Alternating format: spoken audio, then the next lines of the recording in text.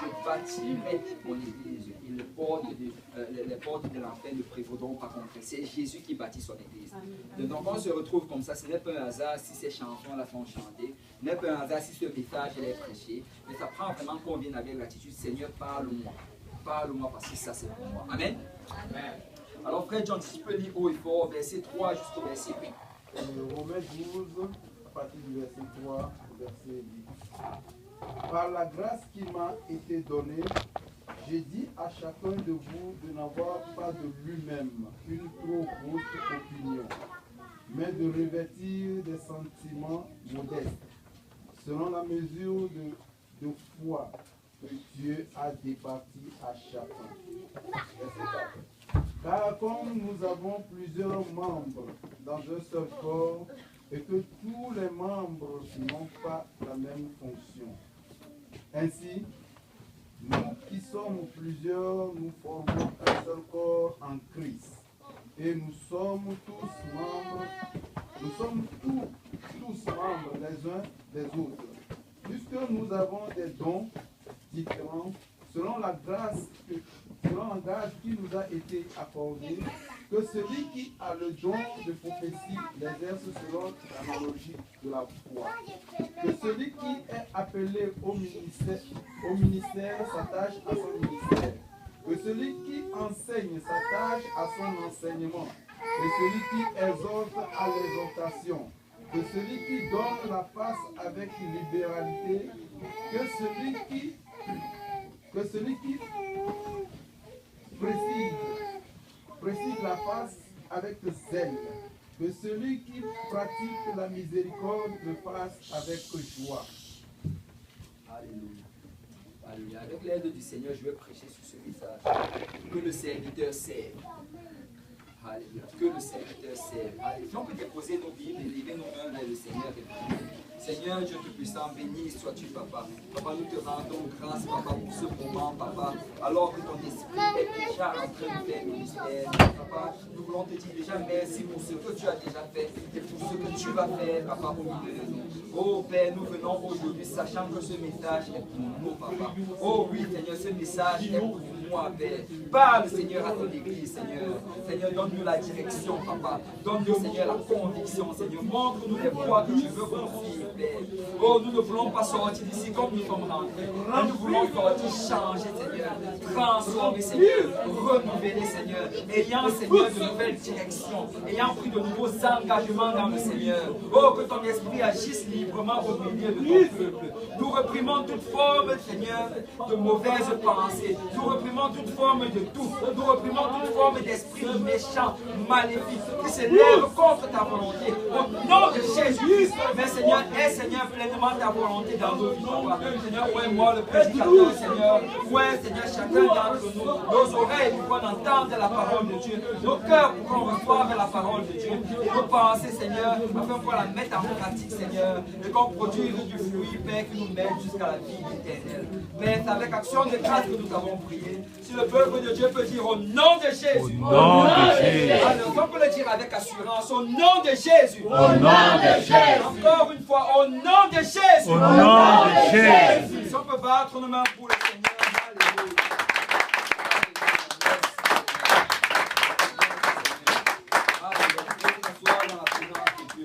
Que le serviteur serve. Amen. Que quelqu'un dise que le serviteur serve. Que le serviteur serve. Alléluia. Nous avons été appelés à servir. Amen. Souvent, ce qu'on ne réalise pas comme chrétien, c'est que nous avons été appelés à servir. Vous savez, être un chrétien, ça ne signifie pas juste venir à l'église le dimanche ou le samedi, comme on fait présentement. Être un chrétien, ça ne signifie pas juste rester prier chaque jour. Être un chrétien, ça ne veut pas juste dire lire la Bible. Quand tu es un chrétien, tu as vraiment été appelé à servir. Amen. Vous savez, beaucoup de personnes ne comprennent pas que être chrétien, c'est être appelé à servir. Être chrétien, là, ça veut dire être comme Christ. Et si tu es comme Christ, ben, tu vas servir comme Christ servait. Amen. Amen. Vous savez, une fois Jésus est venu, il y avait ses disciples. Et là, il a pris un seau d'eau, il a pris une serviette, il est venu, il a voulu laver les pieds de Pierre. Quand Pierre a vu cela, il dit, oh non, non, non, maître, je ne peux pas accepter que tu fasses cela. Il est hors de question que tu laves mes pieds. C'est toi le maître. Comment est-ce que tu sais? C'est plutôt moi qui dois laver tes pieds. Le Seigneur Jésus lui a dit, écoute, si tu n'acceptes pas que je lave tes pieds, c'est que tu n'auras aucune part dans mes affaires. Là, Pierre, avec tout son zèle, il a dit, mais lave mes pieds, lave même tout mon corps. Parce que je ne vais avoir part dans tes affaires. Et le principe que le Seigneur leur expliquait là-bas, c'est que quand tu es un chrétien, si tu veux être comme Christ, c'est que tu dois servir. Vous savez, un chrétien qui ne sert pas, c'est comme une voiture qui ne conduit pas. Amen. C'est comme si tu as la voiture dans ton parking et ça reste là, ça prend la rouille et tu payes les assurances pour cela, tu payes l'immatriculation pour cela. En fait, ça devient une lourde paix. Mais un chrétien est appelé à servir. Amen. Et donc, on va aller dans le livre de Matthieu, chapitre 8. Dans Matthieu, chapitre 8, Jésus venait de faire des miracles. Il a guéri la mère de Pierre. Il a guéri des malades. Il a chassé des démons. Il a fait de grands miracles. Et la Bible dit que quand il a fait cela, il y a une grande foule qui est venue. Vous savez, quand il y a des miracles, là, la foule va s'assembler. Amen. Amen. Et là, on adorait Jésus, on le célébrait. Et alors que cela se produisait, il y a un qui est sorti de la foule. C'est un scribe. Dans Matthieu, chapitre 8, verset 17. Pardon, verset 19. La Bible dit, un scribe s'approcha et lui dit, Maître, je te suivrai partout où tu iras. Waouh! Donc il a dit, Maître, je vais être ton serviteur. Vous savez, quand on dit maître, là, c'est parce qu'on est serviteur, n'est-ce pas? Il dit, Maître, je vais être ton serviteur. Et je vais te suivre partout où tu vas aller. Mais regardez la réponse de Jésus au verset 20. Les renards ont des tanières. Et les oiseaux du ciel ont des nids. Mais le Fils de l'homme n'a pas où reposer sa tête. Waouh! Vous savez, si tu regardes littéralement ce qu'il était en train de lui dire ici, c'est que si tu me suis, ce que ça va te coûter, c'est que tu n'auras pas de maison. Si tu me suis, ce que ça va te coûter, ça veut dire que tu vas devoir marcher, dormir dans la rue, dormir où nous on dort. Si on dort dans le jardin, tu vas dormir dans le jardin. Si on dort, je ne sais pas, si on dort dans une grange, tu vas dormir dans cette grange. Il a dit, c'est ça que ça va te coûter. Regarde, un autre encore, ça c'est le verset 21. Un autre d'entre les disciples, et ça c'était quelqu'un qui suivait même déjà Jésus, c'était un disciple. Il lui dit, Seigneur, permets-moi d'aller d'abord ensevelir mon Père. Et vous savez, quand tu regardes ça, ça a l'air de quelque chose de noble même. La Bible a dit d'honorer ses parents. Je vais d'abord aller ensevelir mon Père. Mais regarde ce que le Seigneur lui répond. Jésus lui répondit, suis-moi et laisse les morts ensevelir leurs morts. Waouh! Imagine cela, tu viens dire, pasteur, oh, je voulais venir à l'église, mais je dois d'abord aller faire un enterrement. Le pasteur te dit, viens à l'église, laisse les morts ensevelir leurs morts. Je crois que la personne va quitter l'église le jour-là. Mais Jésus l'a dit. Jésus n'avait pas, il ne mâchait pas ses mots, il disait les choses telles qu'elles étaient. Et ce qu'il est en train d'enseigner là maintenant, ça ne veut pas dire qu'on doit laisser ces choses-là de côté. Ça ne veut pas dire qu'il est contre les enterrements. Ça ne veut pas dire qu'il est contre les fêtes familiales. Oui, on doit le faire. Mais si tu regardes la question de la manière comment ce jeune homme-là s'est approché, il a dit, Seigneur, laisse-moi d'abord. En fait, il a mis ces choses-là avant le Seigneur. Il a mis ces choses-là avant l'œuvre de Dieu. Et vous savez, dans notre marche avec le Seigneur, beaucoup de choses vont vouloir se placer avant l'œuvre du Seigneur. Mais le Seigneur est en train de nous dire ici qu'on doit d'abord le mettre en premier. Nous devons d'abord le mettre en premier. Et si tu regardes le premier d'abord, qu'est-ce qu'il demande? Il dit, je vais te suivre. Et vous savez, Jésus en fait, il sait exactement ce qui nous est le plus cher. Le premier, ce qui lui était le plus cher, c'était le confort d'une maison. Il dit, écoute, si tu me suis, c'est que ça va prendre que de temps en temps, tu ne sois pas dans ta maison. Et c'est ça qui a refroidi ce jeune homme-là. Le deuxième, ce qui était le plus cher, c'était les choses familiales. Vous savez, nous qui venons d'Afrique pour la plupart, même d'Haïti, on est souvent très attachés aux choses familiales, les réunions, les enterrements, les funérailles, toutes ces choses-là. Dès qu'il y a le moindre funérailles, on appelle toute la famille, il faut participer, il faut venir, et toutes ces choses-là. Et ça, ce n'est pas mauvais. Mais très souvent, ça va être une entrave dans l'œuvre du Seigneur. Très souvent, on aura à faire un choix. Est-ce que je vais mettre le Seigneur en premier ou est-ce que je vais mettre toutes ces choses-là familiales en premier? Et vous savez, le Seigneur Jésus va nous demander de faire des sacrifices par rapport à cela. Quand tu sers le Seigneur, il y a des réunions familiales où tu ne pourras pas partir. Écoute, si la réunion familiale, c'est chaque dimanche, à un moment, il faut que tu te lèves, tu dis, écoutez, là, je dois être à l'église le dimanche. Amen.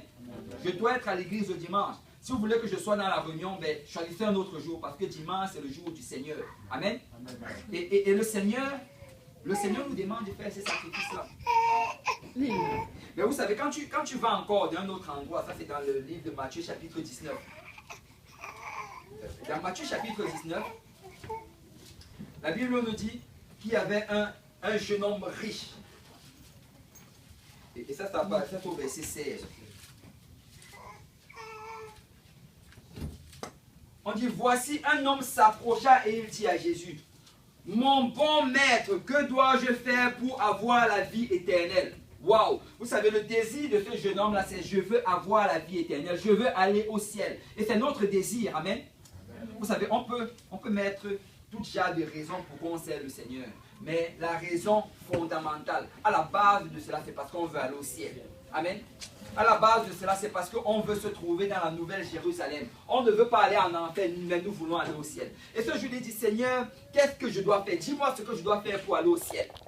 Et le Seigneur commence, on ne va pas le lire, mais le Seigneur commence à lui dire, obéis aux lois. Tu connais les lois, obéis les lois. Et le Seigneur commence à citer les commandements. Et ça, c'était, vous savez, rappelez-vous qu'ici, on était encore dans l'Ancien Testament. Parce que le Nouveau Testament commence vraiment après la mort, l'enseignement et la résurrection de Christ. Donc là, il était encore selon les lois de l'Ancien Testament. Il commence à citer les 10 commandements. Et après avoir cité cela, le jeune homme lui dit, j'ai obéi à toutes ces choses depuis mon enfance. J'ai obéi à toutes ces choses depuis mon enfance. Et après avoir fait cela, regardez bien, le verset 20. Le jeune homme lui dit, j'ai observé toutes ces choses. Que me manque-t-il encore? Donc malgré le fait qu'il savait qu'il avait obéi à tous les commandements, il disait qu'il savait qu'il lui manquait encore quelque chose. Tu sais, ça ne suffit pas juste d'obéir à la parole de Dieu, de marcher selon les commandements. Ça ne suffit pas juste de s'éloigner de l'iniquité. Le Seigneur a plus pour nous.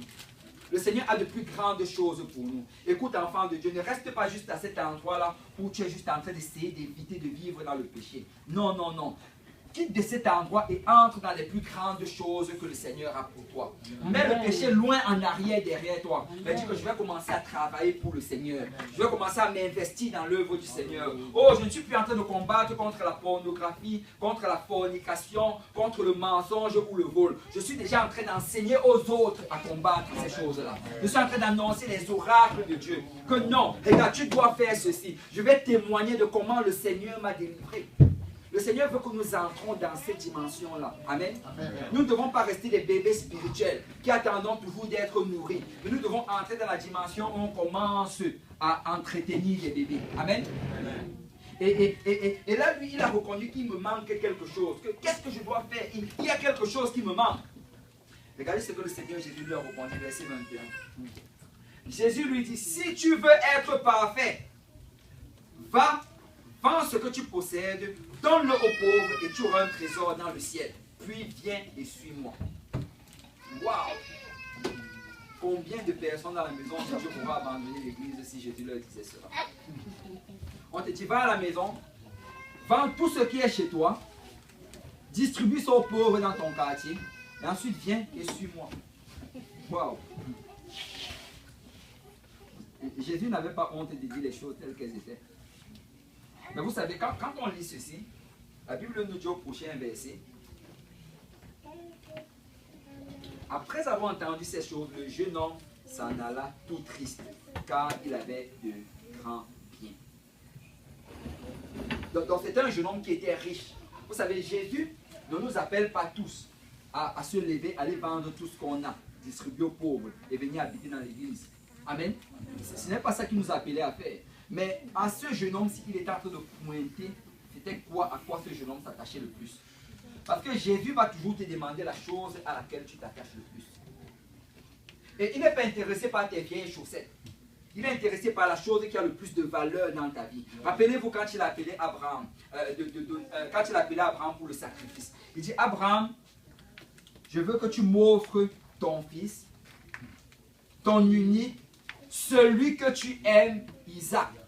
Wow, il a insisté 4 fois pour dire à Abraham, je ne veux pas que tu ailles chercher Ismaël. Ne va pas chercher un enfant de tes serviteurs ou de tes servantes. Je veux celui que tu aimes, l'enfant de la vieillesse, celui à qui tu attaches toutes tes promesses. C'est lui que je veux. Et si nous voulons servir le Seigneur va pointer sur les choses qu'on aime. Il va pointer sur les choses qu'on aime. Il va pointer sur cette chose-là à laquelle tu t'accroches. Tu dis que non, je ne veux pas laisser, je veux donner tout sauf ça. C'est là que le Seigneur dit que donne-moi ça. Vous savez, si quelqu'un commence à s'attacher trop à son travail, le Seigneur va lui demander le travail. Si quelqu'un commence à s'attacher trop, je ne sais pas, même à sa maison, le Seigneur va lui demander cette maison. Si quelqu'un s'attache trop à un certain horaire dans la journée, il se dit que oh, ça c'est mon moment favori, mon moment où je reste seul, mon moment où je me divertis, le Seigneur va demander cette heure-là. Il va envoyer quelqu'un, tu vas vouloir l'étudier, tu vas s'assurer à ce que la personne dise que c'est à cette heure-là qu'il est disponible. Et là, tu auras maintenant à décider. Parce que Jésus nous appelle à faire un sacrifice. Et il y a vraiment un coût qui s'attache à servir le Seigneur. Regardez, venir à Dieu, c'est gratuit. Parce que Jésus a déjà payé. Il a payé en mourant à la croix. Mais vous savez quoi, pour servir le Seigneur, ça coûte quelque chose. Ça va nous coûter quelque chose. Et nous sommes appelés à marcher dans ces choses. Regardez dans Luc chapitre 14.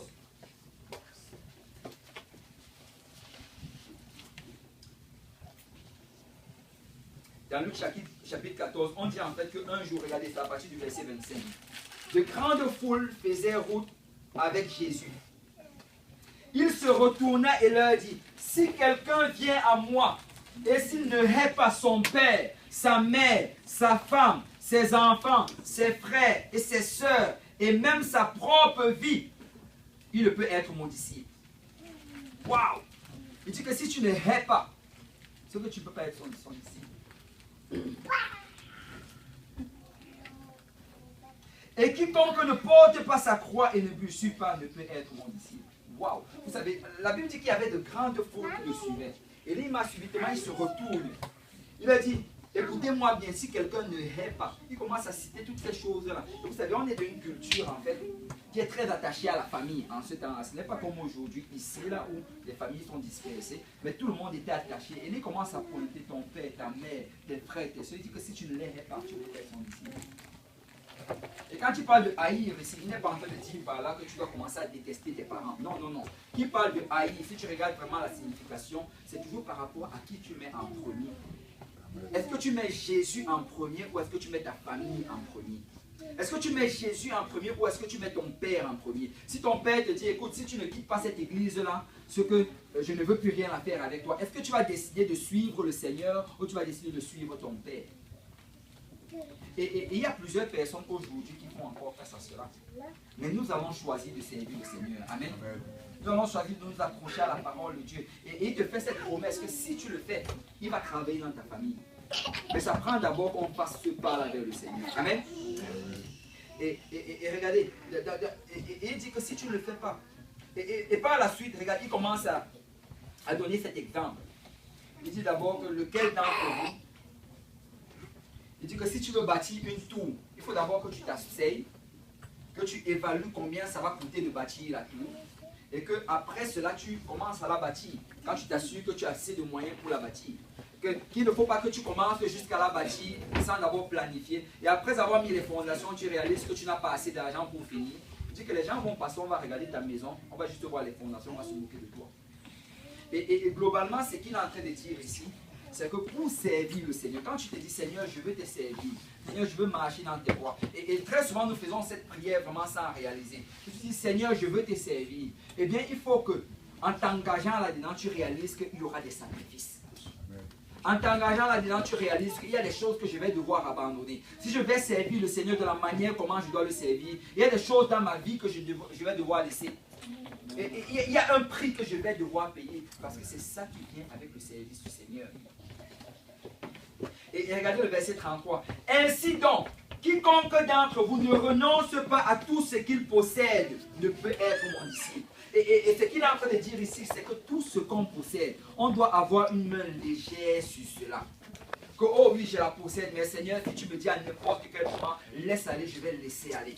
Si tu me dis, Seigneur, abandonne, je vais abandonner. Parce que je retrouve plus de joie dans ton service que dans ces choses-là. Il y a plus de joie quand je passe du temps à obéir à la volonté de mon Père qu'à m'accrocher à ces choses temporaires. Peuple de Dieu, on doit avoir les yeux vers le ciel. On doit avoir les yeux vers la récompense qui nous attend vers le ciel.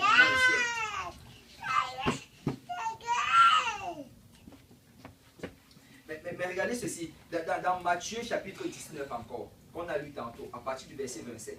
Alors que Jésus est en train d'enseigner ces préceptes-là, alors qu'il les expliquait, vous savez, l'apôtre Pierre, avec son zèle qu'il avait d'habitude, la Bible dit à partir du verset 27, Pierre, prenant alors la parole, lui dit, voici, nous avons tout quitté et nous t'avons suivi.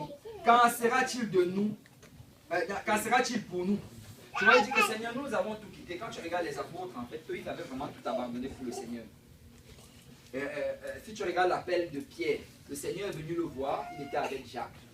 Ils étaient en train de pêcher le poisson. Il avait une compagnie en fait avec Jean et André aussi. Et ils étaient en train de pêcher le poisson. Et là, le Seigneur vient les voir. Il a dit, suivez-moi. Et là, ils abandonnent la barque, ils abandonnent tout leur business, ils suivent le Seigneur. Je regarde aussi Lévi, qui est Matthieu plus tard. Le Seigneur lui dit, viens, suis-moi. Il abandonne la table d'échange où il se trouvait. Donc, ils ont abandonné beaucoup de choses. Et Pierre dit que nous avons abandonné tout cela, qu'en sera-t-il de nous? Et regarde ce que le Seigneur Jésus leur répond. Je vous le dis en vérité, quand le Fils de l'homme, au renouvellement de toutes choses, sera assis sur le trône de sa gloire, vous qui m'avez suivi, vous serez de même assis sur 12 trônes et vous jugerez les 12 tribus d'Israël. Vous savez, le plus grand sacrifice tu vas faire, la plus grande récompense tu auras. Parce que le sacrifice sera proportionnel à la récompense. Et regarde, le salut, je l'ai dit, est gratuit. Et nous tous aujourd'hui, nous sommes sauvés par le sang de l'agneau. Nous sommes sauvés quand nous obéissons à l'évangile. La repentance, le baptême au nom de Jésus, le baptême du Saint-Esprit. Mais par la suite, si nous voulons avoir une récompense dans le ciel, ça va prendre à ce que nous fassions de sacrifice. Regardez le verset 29. Et quiconque aura quitté à cause de mon nom, ses frères ou ses sœurs, ou son père ou sa mère, ou sa femme ou ses enfants, ou ses terres ou ses maisons, recevra le centuple. Waouh! Il ne dit pas ici que tu vas recevoir juste le fois 10. Il ne dit pas que tu vas recevoir fois 20. Mais il dit que tu vas recevoir le centuple. Ça veut dire fois 100.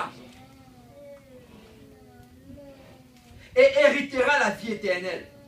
Et tu sais, quand on dit recevoir le centuple ici, certaines personnes pensent que oh, je vais recevoir ça quand je serai au ciel. Non, non, non. Qui parle du centuple, il parle sur cette terre, il en a parlé d'un autre verset. Ça veut dire que tout ce que tu abandonnes sur cette terre, il va te le donner fois 100. Si tu as quitté un travail à cause de Jésus, il va te donner un travail qui va te rapporter 100 fois plus. Si tu as quitté une certaine activité pour Jésus, il va te rapporter, il va te donner cela 100 fois plus. Et il dit que si tu as quitté tes parents pour Jésus, il va te ramener tes parents là, mais en plus de cela, il va te donner 100 parents de plus. Si tu as quitté des frères pour Jésus, il va te ramener tes frères, mais en plus de cela, il va te donner 100 fois plus. Mais ça prend que nous nous décidons, Seigneur, je vais abandonner ce que je dois abandonner parce que je vais te mettre en premier. Je vais te mettre en premier. Et il te dit que tu vas le recevoir non pas seulement sur cette terre, mais après cela, tu vas recevoir la vie éternelle. Et vous savez, la vie éternelle, ce n'est pas juste 2 ans. Ce n'est pas 10 ans, ce n'est même pas 100 ans. La vie éternelle, c'est des centaines et des milliers d'années. Et nous allons le recevoir. Amen. Mais ça prend d'abord de se décider, Seigneur, je veux m'engager. Et regardez, il finit par sur le verset 30. Plusieurs des premiers seront les derniers et plusieurs des derniers seront les premiers. Et quand il parle des premiers, il parle des derniers ici. Il est en train de dire que ceux qu'on regarde aujourd'hui comme premiers sur la terre, ces gens-là qui ont tout ce qu'ils veulent avoir et qui ne veulent rien laisser pour le Seigneur. Ils s'accrochent à ces choses-là. Et on les regarde aujourd'hui, la société les élève. Oh, ils ont de grandes maisons. Et ils ont de grands biens. Parce qu'ils donnent tout leur temps à s'enrichir et à bâtir leur royaume. La Bible dit que ces premiers-là seront les derniers. Mais que ceux qui sont derniers aujourd'hui, ceux qu'on regarde, oh tu passes ton temps à l'église, tu as abandonné tel travail pour l'église, tu as abandonné telle activité pour l'église, tu ne viens pas dans la réunion familiale pour l'église. La Bible dit que ces derniers seront les premiers. Amen. Parce que quand le Seigneur va revenir, il va récompenser selon les sacrifices que chacun aura fait. Et nous allons sacrifier pour le Seigneur. Amen. Si on peut battre loin pour le Seigneur, si tu vas sacrifier pour le Seigneur, si tu peux battre tes mains, alléluia, alléluia. Oui, Seigneur. Oui, Seigneur. Mais nous avons été appelés à servir. Que quelqu'un dit, j'ai été appelé à servir. Nous n'avons pas juste été appelés à venir à l'église, mais nous avons été appelés à servir. Vous savez, la Bible nous compare vraiment comme un corps. Et la Bible dit que chacun d'entre nous a un don. Et ce don-là, c'est pour servir. Amen. Et si... Tu vas aller t'asseoir. Et si vraiment... Et si vraiment tu es un chrétien aujourd'hui, sache que tu as été appelé à servir. Regardez, on va aller dans le livre d'Éphésiens. Éphésiens chapitre 4. Si quelqu'un peut lire du verset 7 au verset 8. Éphésiens chapitre 4 du verset 7 au verset 8. Verset Ouais. 5. Non, 7 au verset 8. Éphésiens 4, 7 et 8. Mais à chacun de nous, la grâce a été donnée selon la mesure du don de Christ. Verset 8. C'est pourquoi il est dit, étant monté en haut, hein? Il a amené des captifs et il a fait des dons aux hommes. Amen. Étant monté en haut, il a amené des captifs et il a fait des dons aux hommes. Amen. La Bible dit que la grâce a été donnée à chacun d'entre nous. Et comment c'était donné? C'est que quand le Seigneur est monté en haut, il a ramené des captifs et en même temps, il a fait des dons aux hommes. Et littéralement, ce que c'est en train de dire ici, c'est que chacun d'entre nous, nous avons un don que le Seigneur nous a donné. Et la Bible appelle vraiment ça le don de la grâce. C'est un don. Quand tu reçois la grâce de Dieu, avec cela, il te donne un don. Tout avec on va te dire que tu as un don. Regardez, très souvent les chrétiens ne réalisent pas cela. Chacun d'entre nous a un don particulier qui a été donné par le Seigneur. Et cela, c'est pour l'avancement du royaume de Dieu. Très souvent, les gens, ils servent le Seigneur, ne réalisant pas qu'ils ont ce don-là. Ils ne l'exploitent pas.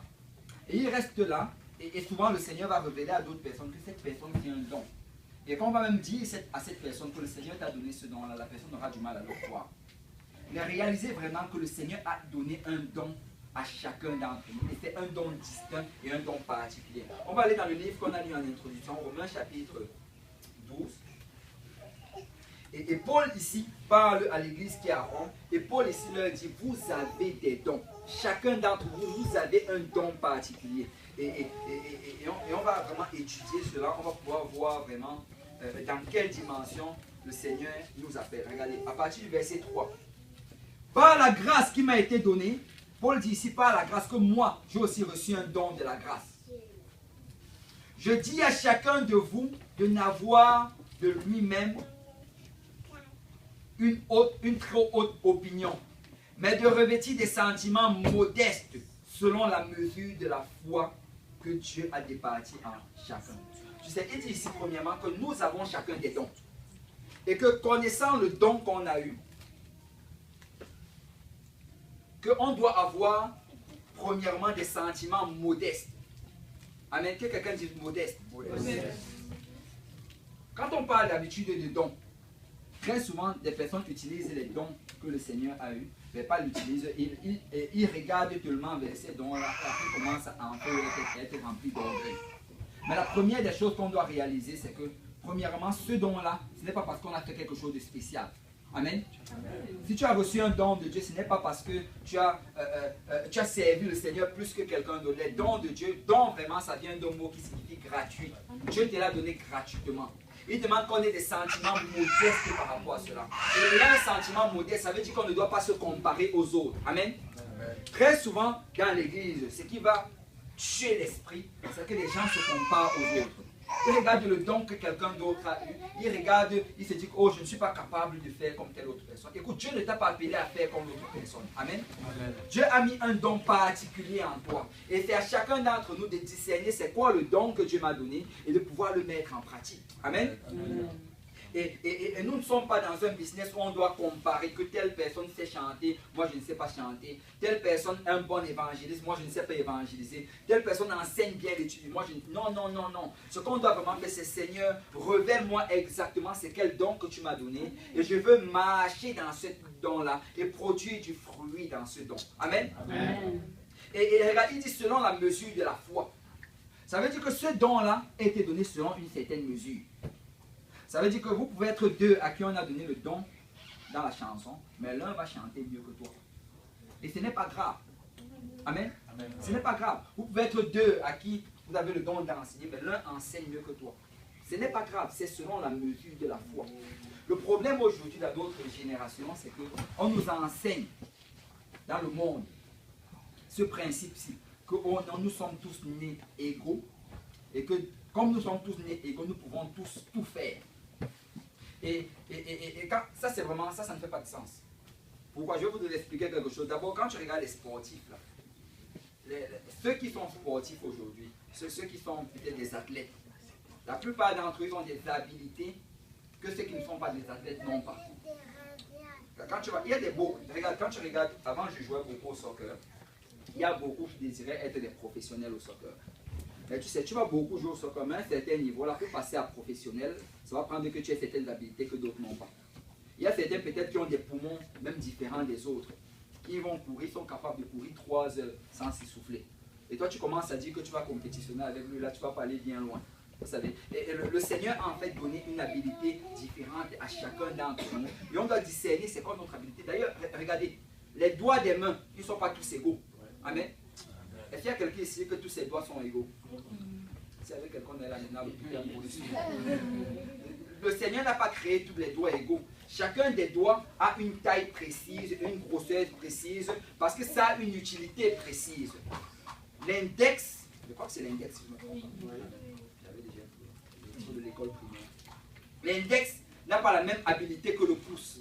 Ça ne peut pas faire la même chose. Tu peux te battre comme tu veux, là, l'index ne va jamais faire la même chose que le pouce. Amen. Or, l'index a son utilité et le pouce aussi a son utilité. Si tu dis que, oh non, je voulais plutôt 2 pouces, c'est que tu serais dans les trous. Parce que le pouce peut faire des choses que l'index ne peut pas faire.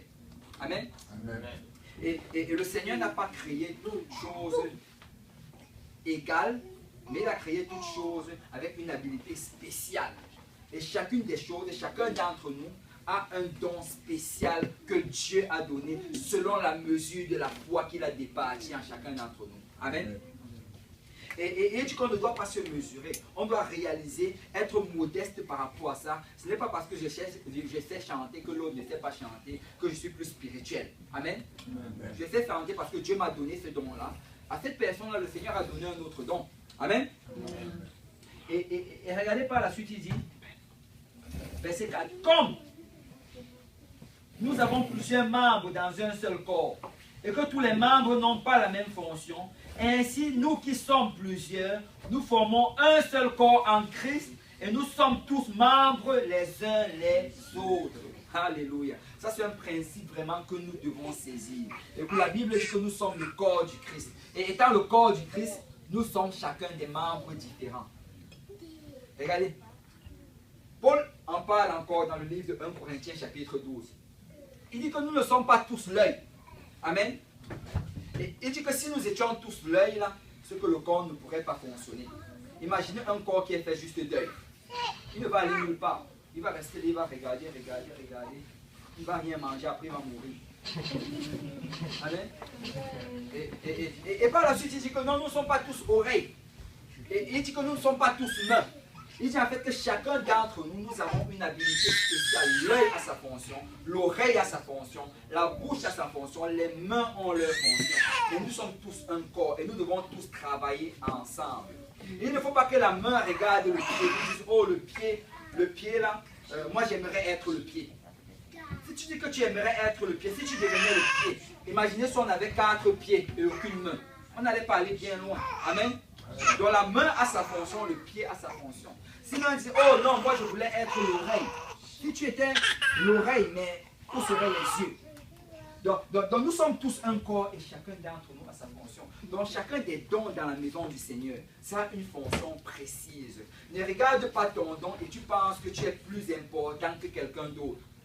Vous savez, et quand il en parle même, il explique ceci. Il dit que la plupart du temps, les membres même, les membres qui ont le plus d'utilité, le plus de valeur, sont souvent même moins honorés que ceux qui ont le moins de valeur. Vous savez, il y a un ministère vraiment dans la maison du Seigneur, c'est le ministère de l'intercession. Ça, c'est le ministère en fait qui a le plus de valeur dans la maison du Seigneur, mais c'est le ministère qui est le moins honoré. Pourquoi? Parce que dans le ministère de l'intercession, c'est un ministère où tu restes seul chez toi. Tu t'enfermes dans ta chambre, que personne ne sait, et que tu pries, que tu cherches à la face de Dieu, tu intercèdes pour les âmes de la ville, tu intercèdes pour ta famille, tu intercèdes pour ceux qui viennent à l'église. Ça c'est le ministère le plus sans besoin. Parce que la Bible dit que Dieu, il cherche quelqu'un qui va se tenir à la brèche. Quelqu'un qui va appeler, qui va frapper devant le trône de Dieu. Oh Seigneur, sauve telle personne. J'ai vu telle personne à l'église le samedi. Seigneur, sauve-le, qu'il revienne encore, qu'il grandisse dans les voies du Seigneur. Et ça, c'est le ministère le plus important. Parce que quand tu pries comme ça, le Seigneur agit. Mais beaucoup de personnes n'entrent pas dans ce ministère. Pourquoi? Parce qu'il n'y a aucun honneur là-dedans. Il n'y aura personne pour dire, oh, j'ai vu cette personne prier. Il n'y aura personne pour dire que oh, c'est parce que telle personne a prié que telle personne est venue dans la maison du Seigneur. Mais peuple de Dieu, c'est le ministère le plus important. Et Dieu honore ce ministère. Écoute, tu peux peut-être être ici aujourd'hui, tu dis, oh, je ne suis pas capable de me joindre à l'équipe, à l'évangélisation, parce que ce jour-là, peut-être je dois être avec la famille ou je dois faire cela. Mais laisse-moi te dire que tu peux intercéder. Tu peux intercéder. Tu peux aller devant le trône de Dieu. Seigneur, ils sont allés à l'évangélisation. Je suis à la maison. Oh Père, ouvre les portes devant eux. Oh Père, ouvre une grande moisson. Oh Père, ramène les enfants. Que leur chemin croise ceux qui ont soif. Tu peux intercéder. Et c'est un ministère que Dieu honore. Dans la Bible, on nous parle d'une certaine femme qui s'appelait Anne. Et on connaît uniquement Anne aujourd'hui parce que c'était une femme qui intercédait. La Bible dit que quand Joseph et Marie ont amené Jésus à Jérusalem pour aller le présenter au temple, on dit que Anne, elle a vu Jésus. Elle était l'une des premières personnes à voir cela et à reconnaître que c'était le Messie. Et la Bible donne ce témoignage d'Anne. On dit que depuis qu'elle avait perdu son mari, depuis plusieurs années, tout ce qu'elle faisait, c'est qu'elle venait au temple, elle priait, elle jeûnait, elle était une intercesseur. Un intercesseur. Et c'était ça son ministère. Et le Seigneur a honoré cela parce qu'elle était parmi les premières personnes à voir et à reconnaître le Messie. Parce que Dieu honore cela. Amen. Amen. Et nous devons réaliser que tous les ministères sont importants. Celui qui évangélise, son ministère est important. Celui qui intercède, son ministère est important. Celui qui prépare à manger, son ministère est important. Celui qui invite les gens dans la maison du Seigneur, son ministère est important. Celui qui balaie l'assemblée, son ministère est important. Celui qui arrange les chaises, son ministère est important. Chacun des ministères est important. Mais nous devons réaliser que chacun d'entre nous, on était appelé à faire quelque chose. Pour que le corps fonctionne, ça prend que chacun fasse quelque chose. Amen. Amen. Alors nous ne devons pas critiquer. Nous ne devons absolument pas critiquer le ministère de quelqu'un d'autre. Et nous ne devons absolument pas rester inactifs. Vous savez, si quelqu'un dans son corps, il y a un membre qui est inactif, ça va être une lourde peine pour cette personne-là. Je ne sais pas si quelqu'un a déjà vu quelqu'un qui a par exemple un pied inactif, un pied, quelqu'un qui est infirme d'un pied. C'est quand tu es infirme d'un pied, là, ça va prendre que ce pied-ci travaille beaucoup plus. Tu vas prendre une béquille, mettre là, et de l'autre côté, là, ce pied va beaucoup plus travailler. Et les bras aussi vont beaucoup plus travailler. Ça va être plus difficile pour le corps. Et vous savez, si étant église, il y a certaines personnes qui ne font absolument rien, qui sont inactives, ça va prendre que l'autre côté du corps travaille beaucoup plus.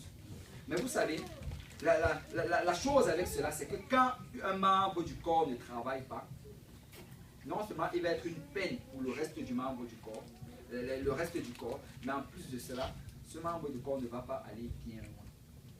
Regardez, Jésus a dit ceci, ça c'est dans le livre de Jean chapitre 15. Il dit, vous Vous êtes le cep, ça veut dire vous êtes les branches. Et moi, je suis le sarment. Je suis la grande branche, comme vous vient le tronc. Il dit que si une branche ne produit pas du fruit, on va la couper et on va la jeter au feu. Et ce qu'il est en train de dire vraiment, c'est que si quelqu'un est connecté au corps du Christ et qui n'est pas en train de produire de fruits, qu'est-ce qui va se passer alors que le temps va avancer? C'est que cette personne va rétrograder. Cette personne va quitter la maison du Seigneur. On ne va plus voir cette personne à l'église. C'est vraiment important d'être connecté et c'est vraiment important de faire l'œuvre du serviteur. Parce que le serviteur est appelé à servir. Amen. Le serviteur est appelé, Seigneur, il y a quelque chose que tu veux que je fasse. Tu m'as donné une onction, tu m'as donné un don et tu m'as appelé à faire quelque chose et je veux le faire. Je dois le faire parce que cela dépend vraiment de notre vie spirituelle. Amen. Amen. Et regardez, on continue dans le livre de Romains, toujours chapitre 2. À partir du verset 6, maintenant il dit: puisque nous avons des dons différents, selon la grâce qui nous a été accordée, que celui qui a le don de la prophétie l'exerce selon l'analogie de la foi. Waouh! Tu vois, il commence d'abord par la prophétie. Et quand on parle de prophétie ici, là, je sais qu'aujourd'hui, on a changé la signification du mot prophétie. Mais prophétie, en fait, dans ce contexte-ci, c'est en train de parler de celui qui parle de la part du Seigneur, celui qui prêche la parole de Dieu. C'est quand tu te lèves, tu es en train de parler, de prêcher la parole, tu es en train de parler de la part de Dieu. Et on appelle aussi ça dans la Bible prophétiser. Il dit que si tu prophétises, que tu le fasses selon l'analogie de la foi. Quand il parle de l'analogie, ici, il est en train de dire selon la dimension dans laquelle tu es appelé à prêcher. Certaines personnes vont regarder, oh, je veux prêcher comme telle personne. Non, non, non. Prêche comme le Seigneur t'a appelé à prêcher. Amen. Prêche dans la dimension qui t'a appelé à prêcher. Amen. Amen. Et regardez, il continue.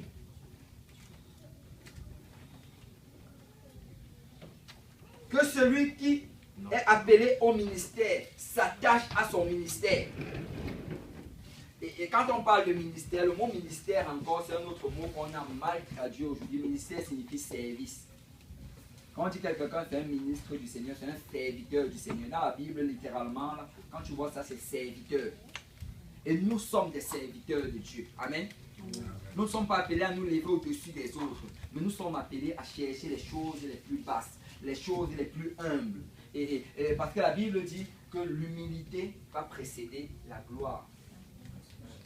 Amen. Amen. Si tu t'humilies devant le Seigneur, il va t'élever. Mais si tu veux être orgueilleux, le Seigneur va te rabaisser. Et il dit ici que celui qui est appelé au ministère, et quand tu regardes, dans la Bible, on nous parle des diacres. Ça, c'était les premiers, c'était lors de la première église, il y avait un besoin, on appelait les diacres au ministère.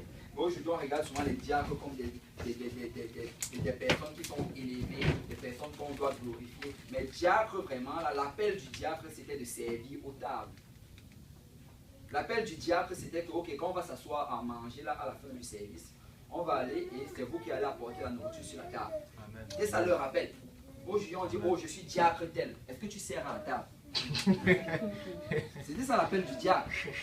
Parce qu'on a pris les choses de Dieu et on a commencé à essayer de tirer une gloire de cela. Non, le Seigneur veut qu'on se rabaisse. Amen. Le Seigneur veut que si tu es un serviteur de Dieu, que tu serves les enfants de Dieu. Amen. Que tu serves pour l'avancement du royaume de Dieu. Que tu réalises que il n'y a pas une gloire à tirer de cela. Mais nous sommes appelés à servir. Amen. Nous sommes appelés à servir. Et quand tu regardes l'appel de ces serviteurs-là, c'était vraiment... la Bible dit qu'avant de les appeler, les apôtres, ils avaient d'abord regardé ce qu'on cherchait comme critère. C'est que ça devait être des gens qui sont remplis du Saint-Esprit.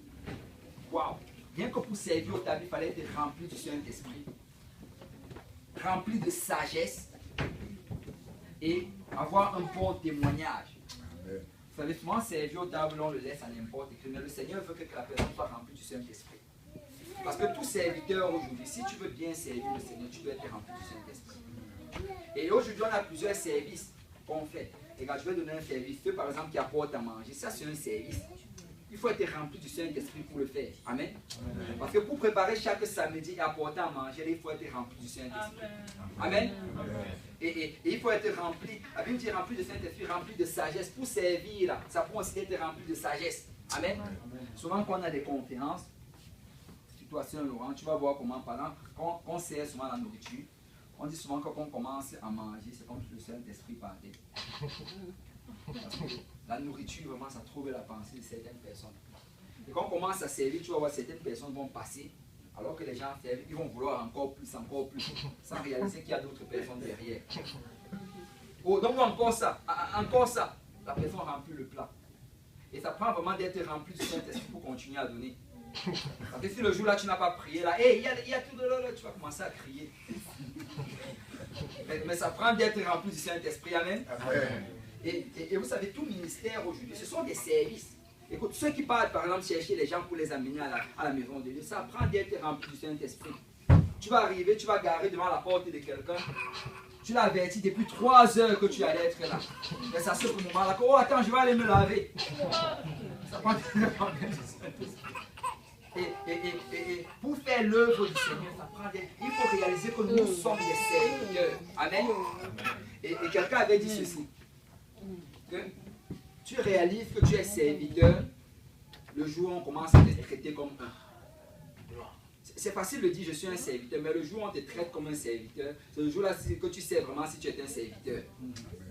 Oh, je suis un serviteur, est-ce que tu peux ramasser ceci? Moi? Là on dit ok. Ça c'est le cœur du serviteur. Mais nous avons été appelés à servir. Et nous sommes, vraiment, nous devons réaliser que le Seigneur nous a appelés à servir. On doit toujours chercher ces choses. Seigneur, qu'est-ce que je peux faire pour servir? Est-ce que je peux balayer l'assemblée? Est-ce que je peux ranger les bancs? Est-ce que je peux apporter à manger? Est-ce que je peux aller amener quelqu'un dans la maison du Seigneur? Parce que ce service-là, ça s'appelle des sacrifices. Et on ne veut pas souvent le faire parce que ça s'appelle des sacrifices. Mais pour servir, il y a un sacrifice associé à cela. Amen. Amen. Et il dit ici, au verset, on est au verset 7. Et regardez, j'aime bien la manière comme il a apporté cela. Il dit que celui qui est appelé au ministère s'attache à son ministère. Waouh! Il a dit s'attacher. Vous savez, quelqu'un qui s'attache, par exemple, à un ministère d'aller chercher les gens chez eux, là. C'est déjà que si tu viens lui dire, oh laisse-moi, je vais aller chercher ça, papa, il va dire que non, il est hors de question que tu le fasses. Je vais y aller, c'est mon ministère. Le Seigneur m'a appelé à aller chercher cette personne-là, je vais aller le chercher. Ce n'est pas à toi que je rends des comptes, ce n'est pas pour toi que je le fais, mais je le fais pour le Seigneur. Il va me donner ma récompense. Oh non, je ne vais pas te laisser prendre ma récompense. Je ne vais pas te laisser payer ton essence pour aller chercher cette personne-là. Non, moi-même, je vais investir là-dedans. Et c'est ça, s'attacher au ministère. Vous savez, très souvent, à cause du sacrifice, on veut transférer les ministères aux autres personnes. Mais réalisons que quand on transfère les ministères, on transfère aussi les bénédictions. Amen. Quand tu transfères le ministère, tu transfères aussi la récompense.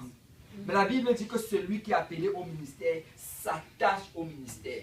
Que Seigneur, tu m'as appelé à faire cela, c'est à toi que je vais rendre des comptes. Si la personne ne vient pas à l'église, ça veut dire que je ne suis pas allé la chercher. Alors je vais faire ce que je dois faire.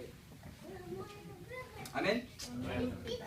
Et par la suite, il dit, et que celui qui enseigne s'attache à son enseignement. Seigneur, tu m'as appelé à enseigner l'étude biblique à cette personne. Seigneur, je vais m'attacher à cela. Même si la personne ne veut pas venir, je vais aller la chercher. Je vais aller cogner à sa porte. Je vais l'importuner. Je vais la secouer. Je vais lui acheter à manger. Je vais l'amener au restaurant. Mais je m'attache à mon enseignement. Peuple de Dieu, on doit réaliser que ce n'est pas à des hommes à qui on rend des comptes, mais c'est à Dieu. Ce n'est pas à des hommes à qui, à la fin des temps, on va dire, Seigneur, j'ai fait ceci, j'ai fait cela, mais c'est à Dieu. Et il nous demande de nous attacher à un ministère qu'il nous a appelé à faire. Vous savez, les dons que le Seigneur nous a donnés, il nous les a donnés parce qu'il veut qu'on les utilise. Et si on les utilise, nous allons voir la gloire de Dieu. Non seulement sur cette terre, mais dans le siècle à venir. Nous allons avoir la vie éternelle et le Seigneur va nous récompenser en abondance. Mais ça prend qu'on s'attache à cela. Et celui qui exhorte s'attache aussi à l'exhortation. Exhorter ici, ça signifie vraiment faire le travail du Saint-Esprit. Ça veut dire consoler les personnes, les encourager, vraiment leur dire que tu vas y arriver. Le Seigneur demande à ce que si tu es appelé à exhorter, et vous savez, ça c'est un don aussi, exhorter. Tu peux aller essayer de faire cela, mais si tu n'as pas ce don-là, tu auras du mal à avoir du succès là-dedans. Tu vas commencer à dire des choses que tu ne dois pas dire. Parce que exhorter, c'est vraiment un don. Il y a des gens qui ont le don d'exhorter. Amen. Amen. Des gens que quand tu traverses des situations difficiles, là, ils vont t'apporter vraiment les mots que tu dois entendre à ce moment-là. Ils vont vraiment t'encourager, ils vont pouvoir t'élever. Et ça, c'est un don. Mais dis que si tu es appelé à cela, réalise que tu dois t'attacher à cela. Tu dois le faire. Comme rendant compte à au Seigneur. Que celui qui donne le fasse avec libéralité. Waouh! Que celui qui donne. Même donner aussi, c'est un don. Vous savez, il y a donné et il y a donné. Amen. Dans la Bible, on nous parle de quelqu'un qui s'est levé, il a vendu tout son champ, il est venu donner le prix aux apôtres pour qu'on distribue ça pour les besoins de chacun. Et aujourd'hui encore, il y a des gens qui vendent toute leur maison pour donner ça pour l'avancement du royaume de Dieu. Il y a des gens qui vendent leur voiture, ils viennent donner ça en offrande pour que les missionnaires aillent faire leur travail. Et il y a plusieurs dimensions dans le don. Mais la Bible dit que si tu es appelé à ce ministère-là, et c'est un ministère que beaucoup de personnes ne veulent pas réclamer. Est-ce qu'il y a quelqu'un qui a déjà prié ici, Seigneur, donne-moi le don de donner? Les gens ne veulent pas réclamer cela. On veut toujours le don de guérison. Seigneur, que je touche quelqu'un et guérit. Mais on ne va jamais dire, Seigneur, donne-moi le don de donner. Mais c'est un ministère. Amen. Amen. Amen. C'est un ministère. Et il dit que si tu as le don de donner, donne-le avec libéralité. Ça veut dire donne-le en ne t'attendant à rien. Ne donne pas en espérant que le pasteur le dimanche va dire telle personne a donné 10 000 $. Non, non, non. Si tu fais cela, le Seigneur dit que tu as reçu ta récompense. Mais nous devons donner avec libéralité. Amen. Amen. Et il dit ici que celui qui préside le fasse avec zèle. Présider ici, ça veut dire diriger un quelconque ministère. Écoute, si tu es le dirigeant de l'équipe d'évangélisation, fais-le avec zèle. Si tu es le dirigeant de la chorale, fais-le avec zèle. Si tu es le dirigeant de l'équipe de prière, fais-le avec zèle. Si tu es le dirigeant de ceux qui font à manger, fais-le avec zèle. Si tu es le dirigeant de ceux qui le balaient, fais-le avec zèle.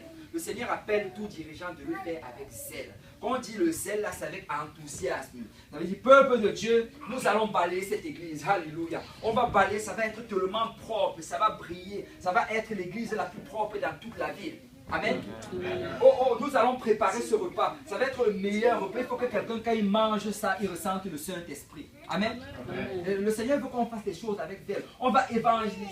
Alléluia. On va tellement évangéliser que toute cette ville va entendre parler de l'évangile de Dieu. Amen. Et le Seigneur veut qu'on fasse ces choses avec zèle. Parce que laisse-moi te dire que si le dirigeant n'est pas zélé, ceux qui le suivent ne seront pas zélés. Si tu enseignes les études de l'Église, tu n'es pas zélé par rapport à l'étude de l'Église. Celui qui te suit ne sera absolument pas zélé. Si tu manques souvent à l'église, lui aussi va manquer. Parce que les enfants d'habitude vont faire ce que leurs parents font. Amen. Et il dit que si tu le fais, fais-le avec zèle. Et regarde, il finit avec ceci. Que celui qui pratique la miséricorde le fasse avec joie. Et quand il parle de pratiquer la miséricorde, vous savez, chacune de ces choses dont il a cité, nous sommes tous appelés à le faire dans certaines dimensions. Amen. Ne dis pas que oh, j'ai le don d'enseigner. Donc ça veut dire que je ne vais pas donner des dîmes et d'offrandes. Non, non, non, non, non. Tu as le don d'enseigner, enseigne et attache-toi à ton enseignement, mais il faut aussi que les autres choses, tu le fasses aussi dans certaines dimensions. Amen. Donc même si tu as, je sais pas, même si tu as le don même si tu as le don de la prophétie, ben, c'est pareil. Même si tu as le don d'enseignement, exhorte pareil. Nous devons faire toutes ces choses. On doit vraiment discerner c'est quel don particulier qu'on a eu. Et on doit s'attacher à cela et grandir dans ces choses. Amen. Amen. Et vous savez, quand Paul parlait de tout cela, quand il a fini, il a vraiment établi deux choses qui doivent être la base et la fondation de ces choses-là. Que quelqu'un dise l'amour de Dieu. L'amour de Dieu. Que quelqu'un dise l'amour de mon prochain. Vous savez, la base de toute notre marche avec le Seigneur, ça doit être l'amour de Dieu et l'amour fraternel. Nous devons avoir l'amour de Dieu et l'amour fraternel. Paul a dit que si tu fais toutes ces choses-là, si tu as tous ces dons-là, mais que tu n'as pas l'amour, c'est comme si tu es juste un cymbale qui fait du bruit. Tu fais du son, mais tu es vraiment vide en toi. Et nous sommes vraiment appelés à chercher d'avoir cet amour-là, à agir dans l'amour. Écoute, quand nous faisons l'œuvre du Seigneur, quand nous travaillons dans le ministère, il faut réaliser que notre récompense va nous venir du ciel. Amen. N'attends pas recevoir la récompense de personne. Et souvent, même quand tu fais quelque chose pour quelqu'un, refuse même ce que la personne va te donner. Parce que si tu n'arrêtes pas de recevoir, il est très possible qu'à un certain moment, tu entres une dimension où tu reçois juste toutes tes récompenses. Et tu vas arriver devant le Seigneur va te dire, on t'a déjà tout récompensé. Et moi, je veux recevoir de Dieu. Amen. Amen. Parce que Dieu donne au centuple.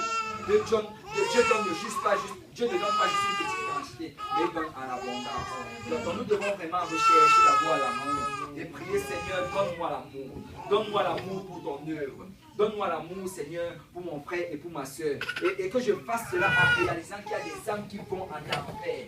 Que je fasse cela en réalisant que si je ne suis pas en train de servir, alors que je m'abandonne dans les choses charnelles et matérielles, il y a des gens qui meurent à chaque minute et les gens sont en train d'aller en enfer. Amen. Amen. Vraiment, peuple de Dieu, que la source de cela soit l'amour. Que quelqu'un dise amour. Alléluia. Et vous savez, dans Jean chapitre 3, verset 16, Jésus dit, Dieu a tant aimé le monde qu'il a donné. Dieu a tant aimé le monde qu'il a donné. Parce que si on veut vraiment donner, si on veut commencer à être des serviteurs, ça va prendre de l'amour. Et alors que cet amour est généré en nous, on va commencer à donner. Le problème très souvent, pourquoi est-ce que les gens n'évangélisent pas, ne donnent pas d'études de vie, c'est parce qu'il n'y a pas l'amour. Il n'y a pas l'amour pour ces âmes qui sont perdues. Vous savez, c'est très possible d'être dans la maison du Seigneur et de regarder les gens du monde. Au lieu d'avoir l'amour pour ces personnes-là, et dire que Seigneur, je veux que son âme soit sauvée, on commence plutôt à les juger et à les condamner.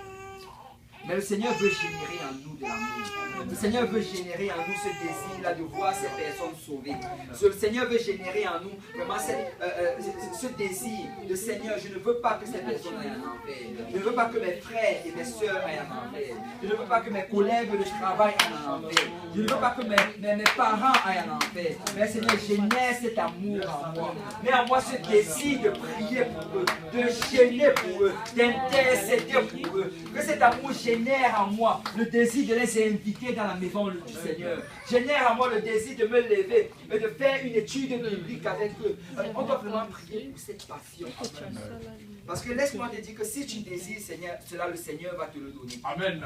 Parce que tu seras dans la volonté du Seigneur. Le Seigneur veut que nous ayons cette passion en nous. Parce que la Bible dit que Dieu a tant aimé le monde qu'il a donné. Il désire que ce même amour se trouve en chacun d'entre nous aujourd'hui. Amen. Amen.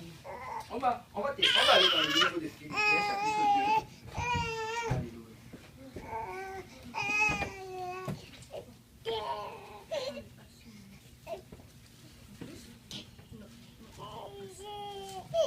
Philippiens, chapitre 2. À partir du verset 3, la Bible dit: ne faites rien par esprit de parti ou par vaine convoitise, mais que l'humilité vous fasse regarder les autres comme étant au-dessus de vous-même. Que chacun de vous, au lieu de considérer ses propres intérêts, considère aussi ceux des autres. Wow. C'est Paul dit ici que arrête de regarder vers tes problèmes, arrête de regarder vers ce qui te manque, mais commence à regarder vers les autres. Réalise que toi, tu en as déjà assez. Réalise que tu es dans la maison du Seigneur. Tu as été baptisé au nom de Jésus. Tu revêts de ce nom qui est au-dessus de tout autre nom. Tu as été rempli du don du Saint-Esprit. Tu as l'Esprit de Dieu qui habite en toi. Réalise que ton nom est marqué dans le livre de vie. Réalise que chaque jour quand tu pries, l'Éternel écoute et qu'il se rapproche de toi. Réalise que tu es privilégié. Mais commence à considérer les autres. Regarde ces gens qui chaque jour partent aveuglés comme des brebis qu'on amène dans la boucherie. Vous savez, des gens meurent chaque jour. Et chaque jour, alors qu'ils meurent, leur direction c'est l'enfer. Il y a des gens qui entrent en enfer à la vitesse éclair.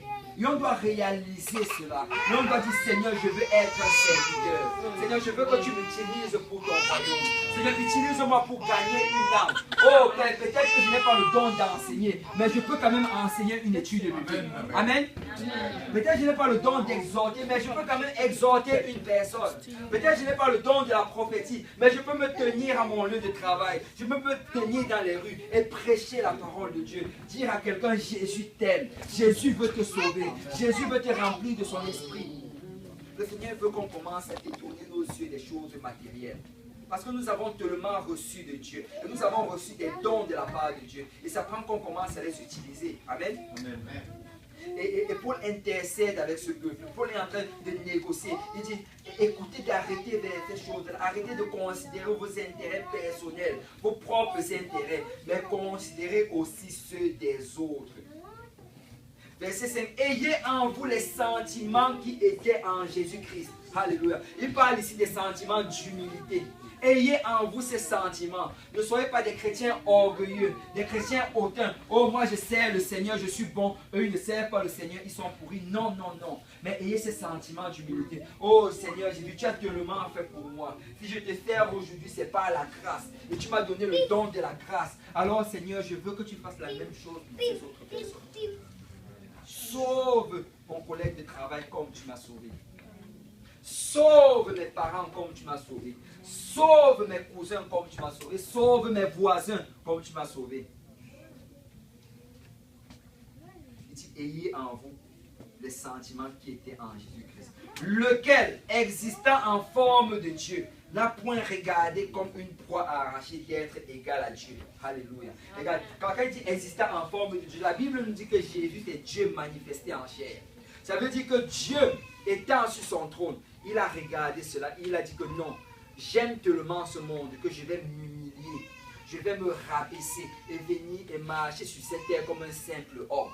Le créateur de toutes choses est venu s'humilier au milieu de sa créature. Et cela, c'était à cause de l'amour. Ayez en vous ces sentiments qui étaient en Jésus-Christ. Et on dit, n'a pas, existant en forme de Dieu, n'a point regardé comme une proie arrachée d'être égal à Dieu, mais s'est dépouillé lui-même, en prenant une forme de serviteur. Que quelqu'un dit serviteur.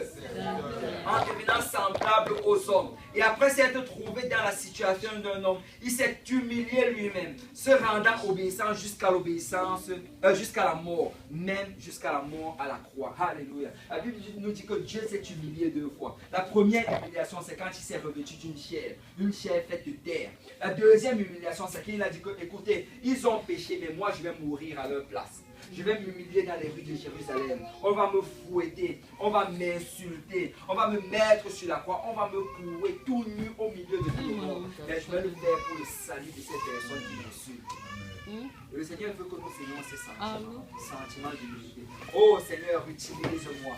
Oh Seigneur, utilise-moi dans la dimension dans laquelle tu veux m'utiliser. Je ne veux pas juste penser à mes choses, mais je veux penser aux choses de Dieu. Et regarder ces personnes-là qui s'ouvrent et réaliser qu'ils ont besoin de toi. Je me demande si on peut juste baisser nos yeux, si on peut prier, si on peut juste parler au Seigneur. Alléluia, Seigneur Jésus, donne-moi le cœur d'un serviteur. Seigneur, donne-moi le cœur d'un serviteur. Seigneur, mets en moi, Seigneur, cet amour, papa. Mets en moi cet amour de Dieu, Seigneur. Ce Dieu qui a tellement fait pour moi, Seigneur. Et Seigneur, je veux, Seigneur, pouvoir donner en retour, papa. Pas juste être celui qui reçoit, mais être celui qui donne également, papa. Seigneur, mets en moi, Seigneur, cet amour, Seigneur, fraternel, papa. Seigneur, ces âmes, Seigneur, qui meurent jour après jour, papa. Oh, Seigneur, peut-être qu'ils vont déjà croiser, Père. Mais je prie, Seigneur, qu'alors que je les croise, que je prie pour leur salut, Seigneur. Que j'intercède, Seigneur, pour leur salut et pour leur délivrance, Père. Seigneur, papa, que j'enseigne, Seigneur, à ces personnes, Seigneur, les oracles de Dieu, Père. Que j'annonce ton évangile à ton peuple, Seigneur. Oh, mets en moi ces désirs, Papa. Je ne veux pas regarder seulement à mes propres intérêts, Père. Mais je vais regarder l'intérêt du royaume, Papa. Je vais regarder l'intérêt de ton peuple, Seigneur. Oh, ces personnes qui sont aveuglées, ces personnes qui sont perdues, Père. Mets en moi, Seigneur, cet amour, Seigneur. Mets en moi, Seigneur, ces sentiments qui étaient en Jésus-Christ, Père. Afin, Seigneur, que mes yeux, Seigneur, se tournent vers la moisson, Papa.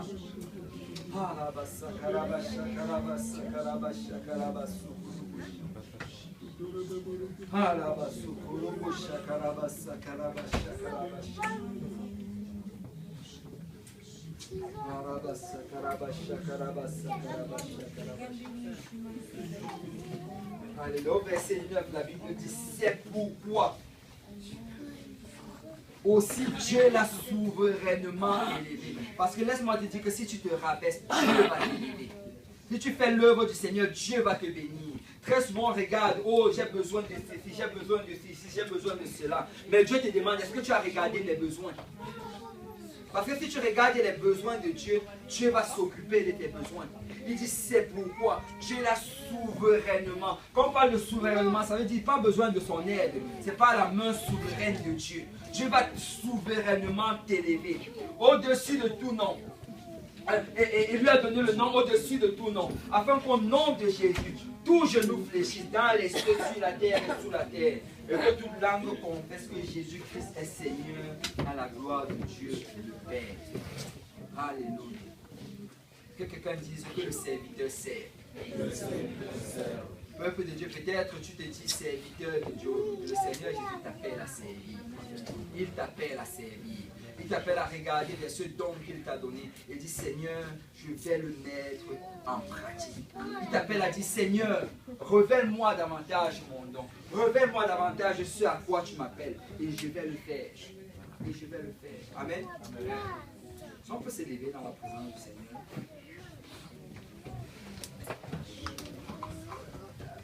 Que le serviteur sert. Quelqu'un dise que le serviteur sert. On va finir avec ceci. Romains chapitre 12, verset 1. Je vous exhorte donc, frères, par les compassions de Dieu. Alléluia. Paul dit ici par les compassions de Dieu. Si tu as compassion envers Dieu, si tu veux partager les mêmes passions que le Seigneur, je t'exhorte donc à offrir vos corps comme un sacrifice vivant. Il ne dit pas nos cœurs. Oh, tout le monde veut offrir son cœur au Seigneur. Mais le Seigneur veut aussi ton corps. Il veut que tu prennes ton corps aujourd'hui. Tu dis, Seigneur, j'offre mon corps à ton service. Je vais souvent être fatigué à cause de ton œuvre. Je vais souvent me dépenser physiquement, moralement à cause de ton œuvre. Mais j'offre mon corps. Offrir vos corps comme un sacrifice vivant, saint. Je vais me mettre de côté pour toi. Agréable à Dieu. Je vais faire, Seigneur, ce qui t'est agréable. Ce qui sera de votre part un culte raisonnable. Ce n'est pas un culte exagéré. C'est ce à quoi le Seigneur Jésus t'appelle aujourd'hui. Ce n'est pas exagéré.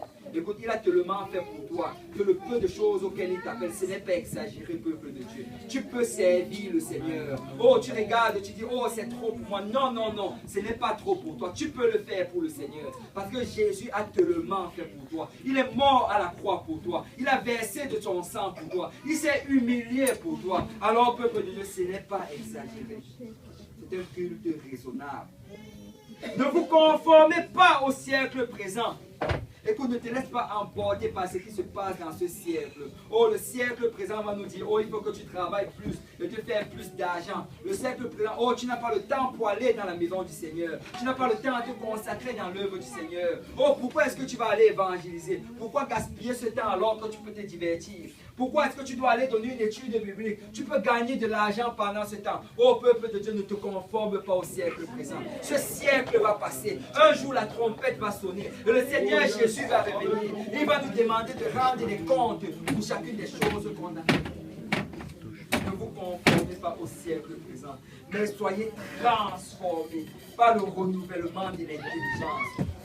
Alléluia. Quelqu'un doit être transformé par le renouvellement de l'intelligence. Tu sais, ce que ça dit littéralement ici. Ça veut dire que chaque fois que tu vois une nouvelle chose dans la parole de Dieu, Seigneur, je vais le faire. Chaque fois que tu as une nouvelle révélation du Seigneur, Seigneur, je vais le faire. Oh, je suis transformé maintenant. On a dit que le serviteur serve, je vais servir. Alléluia. On a dit que le serviteur serve, je vais servir. Que celui qui enseigne, enseigne. Que celui qui prêche, prêche. Que celui qui serve, serve. Que celui qui accompagne, accompagne. Seigneur, je vais le faire. Parce que je suis transformé par le renouvellement de mon intelligence. Afin que vous discerniez quelle est la volonté de Dieu, ce qui est bon, agréable et parfait. Parce que notre désir, c'est de faire la volonté de Dieu. Amen. Notre désir, c'est de lui être agréable, d'être parfait. On parle de parfait, c'est d'être complet dans les choses de Dieu. Et que je ne veux pas juste faire les choses de Dieu à moitié. Je ne veux pas agir et exercer dans mon ministère à moitié. Non, non, non, je vais le faire parfaitement. Je vais le faire complètement. Je vais enseigner comme j'ai été appelé à enseigner. Je vais étudier la parole de Dieu. Je vais me concentrer à exceller dans l'enseignement. Je vais distribuer aux tables de la manière comme j'ai été appelé. Il ne faut pas qu'il y ait une personne qui distribue mieux aux tables que moi. Je vais évangéliser de la manière comment j'ai été appelé. Oh, je vais être le plus grand évangéliste selon la dimension de la foi que j'ai reçue du Seigneur. Oh, je ne me compare pas aux autres, mais je me compare au don de la grâce que j'ai reçue. Et je sais que Dieu a plus pour moi. Je sais que Dieu a plus en réserve pour moi. Et je vais marcher dans cette dimension. Beaucoup de Dieu que le serviteur sert. Amen. Amen. Alléluia. On peut battre le main pour le Seigneur.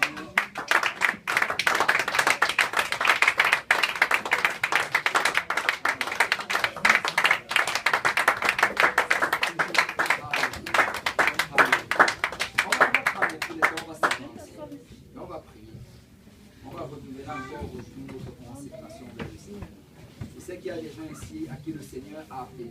Peut-être quand tu étais petit, le Seigneur t'a fait voir par des rêves, par des songes, ou bien par la parole d'un prédicateur, que tu allais faire de grandes choses. Peut-être tu t'es égaré. Mais laisse-moi te dire que Dieu n'a pas oublié sa promesse. La Bible dit que les dons de l'Éternel sont sans repentance. Ce qu'il t'a promis quand tu étais encore un enfant, il veut encore l'accomplir aujourd'hui. Et ça prend juste que tu dises, Seigneur, je suis ton serviteur et je viens te servir. Et si tu es ici aujourd'hui et que tu n'as pas encore obéi à l'évangile, laisse-moi te dire que la première des choses que Dieu veut d'abord que tu fasses, c'est d'obéir à cet évangile. Parce que c'est comme ça que tu rentres dans l'alliance avec le Seigneur. Et quand tu obéis à cet évangile, qui est la repentance, le baptême d'eau au nom de Jésus, et le baptême du Saint-Esprit, le Seigneur efface tes péchés. Il te lave complètement contre tous tes péchés que tu as fait depuis ton enfance. Et ensuite, il te remplit de son esprit. Et quand tu reçois le don du Saint-Esprit, ça vient avec ce don que tu peux utiliser pour l'œuvre du Seigneur. Amen. Si on peut élever nos voix vers le Seigneur, si on peut prier. Chacun d'entre nous ici, nous savons ce que nous devons dire au Seigneur. Nous savons dans quoi le Seigneur nous a appelés. Nous savons dans quoi nous avons failli. On va d'abord faire une prière de repentance. On va demander au Seigneur pardon pour nos égarements, pardon pour nos offenses, pardon pour nos transgressions. Et ensuite, par la suite, on va commencer à parler au Seigneur. Et dire, Seigneur, je m'engage aujourd'hui à te servir. Je m'engage aujourd'hui à faire ce que je dois faire pour être un bon et fidèle serviteur du Seigneur. Amen. Amen. Alléluia. Seigneur Dieu Tout-Puissant, Papa, nous venons aujourd'hui te demander pardon. Oh, pardonne-nous pour nos offenses. Pardonne-nous pour nos transgressions. Pardonne-nous pour la négligence, Père. Pardonne-nous, Seigneur, pour toute forme de distraction qu'on a permis qui rentre dans notre vie, Papa. Pardonne-nous parce qu'on a élevé nos yeux du Saint des Saints, du Roi des Rois, Papa.